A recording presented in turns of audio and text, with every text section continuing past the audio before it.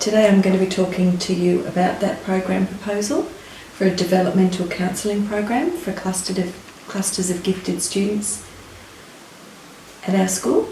I'll be talking about the rationale, the program description, how it will look like for the students, evaluation, plan of action and a budget.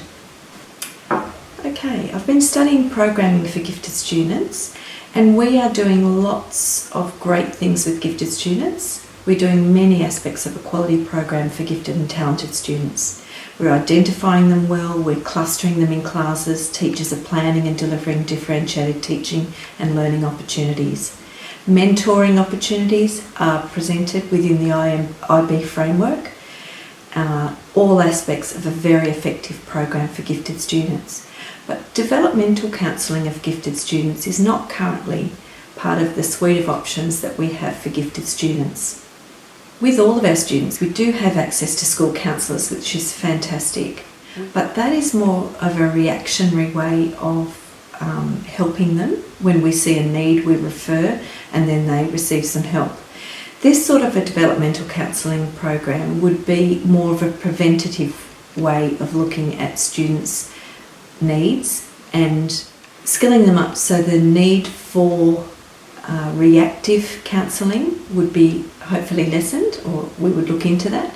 Research would indicate that this is a great way of helping gifted students to achieve their potential both academically and also with their social and emotional well-being. Their social and emotional well-being can often be affected by their giftedness. The nature of their gift can make them feel very different. It can lead them to not being able to socialise very well because the things they speak about are on quite a different wave level to other students, and it can lead them to feel quite isolated and lonely and unhappy, and of course this can affect their learning as well. There's lots of research into this. You've got a research handout there that I'll let you look through later on. I'll refer to the research but not the specifics, but you can look at your handout afterwards about it.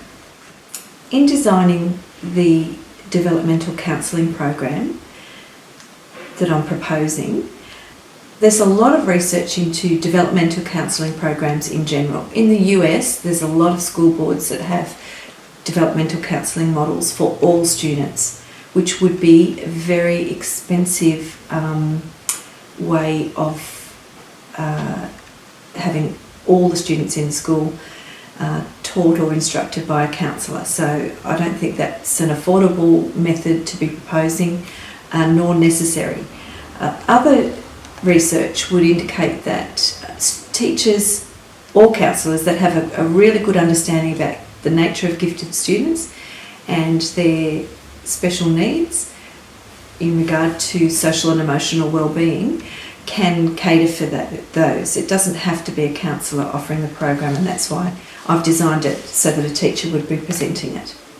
There is a school in Texas that has a very thorough description of their developmental counselling program, and I've used some aspects of that in designing the program. There's also 2 teachers doing some research in their gifted program, and what they've been doing is teaching clusters of gifted students aspects of the maker model, and then once they're familiar with them, they're getting them to negotiate with their teachers different tasks that are more interesting, more motivating and a higher order thinking type activities to do with their regular classwork that they're doing. They've found that's a very successful way of increasing students' motivation, and they're really enjoying learning. And it's an important aspect with gifted students that we continue to motivate them, help them to be learning in their zone of proximal development, because if they are constantly feeling like they're not learning anything, they're just coasting along, they can often be less likely to achieve their potential. How I'm proposing this program to run is that with one cluster in a 1 year group of gifted students, during their library time, they would spend a 40-minute period and they would work on various things, which I'll go into a little bit more closely, over one term. So it's going to look at various aspects of their social and emotional development, as well as looking at a couple of aspects of the Maker model in the hope that their skills would allow them to delve into the current units of inquiry in their class more deeply. So the areas that I've identified to look at in the program over a 10-week period. The first week would be an introduction session. I would do a pre-survey about how they feel about themselves, how they're going with their friendships, how they're going in school, so that I can get to know where they're at, if there are any problems that I can address during the developmental counselling sessions in the next few weeks. The second week, I'd look at self-concept, aiming to focus the students on having a healthy appreciation of their gifts and abilities, rather than focusing on any negative feelings that they may have due to feeling different. We'd look at their uniqueness, managing their feelings. There'd be an icebreaker session every week, some sort of little activity that would be quick, getting them to get to know each other and feel comfortable with the session. Week 3, we would look at decision making and goal setting. Discussing decision making and goal setting can encourage gifted students to keep challenging themselves and lifting their learning. So we look at how to make a decision, what sort of things they might need to consider, developing a plan of action for them in their areas of interest or something they'd like to work on, and set a specific measurable goal. Week 4, we would look at interpersonal effectiveness. Gifted students can find interacting with other students difficult, particularly when they're highly academically gifted. Working in groups they can find challenging. Reviewing interpersonal skills in communication can assist students to communicate more effectively. We would be looking at things like respecting others, relating well with others, participating effectively in groups, and developing healthy friendships. We could do this via bibliotherapy. This is using a book to look at the characters and the aspects that you want to teach via a character. It takes the focus off the person and allows them to look objectively at another person and then apply that learning to themselves. I would be looking at a book, say like Chicken Little, something we can read quite quickly and easily and get into the ideas behind the character and friendships and bring the themes out that way. During week 6, I would get them to complete a post-unit evaluation form. You'll see that in your handout. What that is a look at their previous unit of inquiry that they've just finished, reflecting on how they went with their learning, what sort of things that they enjoyed, whether they felt that they were learning things, and that sort of thing. That is like a pre-test for this way that we're going to introduce the Maker model. We will do some sessions with the Maker model, and then we'll evaluate at the end how they felt about that next unit of inquiry. So the aspects that we'll focus on in the Maker model. So we're going to examine the Maker model aspect of complexity. We'll explore some examples of how you can apply complexity. We're going to use their new unit of inquiry, central idea and lines of inquiry, and we're going to jointly design some ways to apply complexity to their current unit of inquiry. We'll set goals to work on with a complexity task, and they will have that week to work on that either in class or at home. We often find with gifted students that they're more than happy to work on things at home, especially if they're motivated and enjoying the learning. The week 8, we would look at that work on complexity that they've brought in for that week.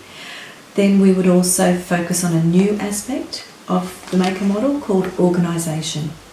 We would look at a mathematical task relating to their current unit of inquiry to explore, and we would work as a group. So we're acting on that information that we had, that we looked at in group work, by actually working as a group. And we would design an approach to that mathematical task, and we would set goals for the students to complete that task and bring that to the next meeting. Week 9, we would continue on with the Makers. This time we would look at that organisation task together and review how it went.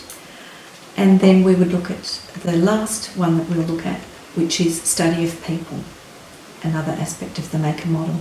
We would have students apply that thinking to their current unit of inquiry, brainstorm some people that they could study, consider some aspects or headings that we might have in looking at that person. They would choose a person, or we would be able to research, would be in the library. We could Google different people to do with that topic, and they would then that week coming explore that person, and we could present that back to their class, and they could show that particular task, or any of the tasks really, to the class so that they could see the learning that they've been doing. The final week we would do the evaluation. That would be week 10. We would have students complete that post-unit evaluation, looking at the unit of inquiry that they would have just finished, and looking to see if using those make and model activities alongside that unit made that more motivating, made that more interesting, allowed them to feel as though they'd learnt something during that unit. The budget for this sort of a program is very minimal. One period for a teacher per week for a term. There's really very little resources that would be needed. It's a very economical way of seeing if we can enhance the learning for gifted and talented students at our school. The handout there has got more reference to research. It's also got that pre-test and the evaluation test. Thank you so much for listening, and appreciate your time. Thanks.